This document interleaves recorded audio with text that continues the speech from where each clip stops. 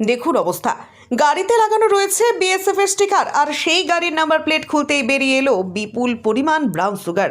ঘটনায় একজনকে গ্রেফতার করা হয়েছে। জানা যায় পাচারকারীর কাছে ছিল বিএসএফ এর আইডেন্টিটি কার্ড।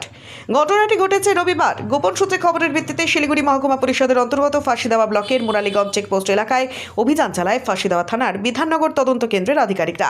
এরপর বিহারের দিক থেকে আসা একটি বিএসএফ স্টিকার লাগানো 4 চাকা গাড়ি আটক করে তল্লাশি চালানো হয় ওই গাড়িতে। তখনই গাড়ির নাম্বার প্লেট খুলতেই ভেতরে বিশেষ চেম্বার থেকে উদ্ধার হয় বিপুল পরিমাণ ব্রাউন সুগার। এই ঘটনায় গাড়িতে থাকা একজনকে আটক করা হয়, পরবর্তীতে তাকে গ্রেফতার করা হয়। পুলিশ সূত্রে খবর, ধৃতের নাম অলোক কুমার রবিকর। সে বিহারের কাটিহারের গুরুবাজার এলাকার বাসিন্দা। যদিও ধৃত নিজেকে বিএসএফ এর ইন্সপেক্টর বলে দাবি করেছেন, পাশাপাশি তার কাছ থেকে বিএসএফ এর আই কার্ড উদ্ধার হয়েছে। পুলিশ সূত্রে জানা গিয়েছে, ধৃতের 4 চাকা গাড়ি থেকে 3 কেজি 349 গ্রাম ব্রাউন সুগার উদ্ধার হয়েছে, যার আনুমানিক বাজার মূল্য কোটি টাকারও বেশি।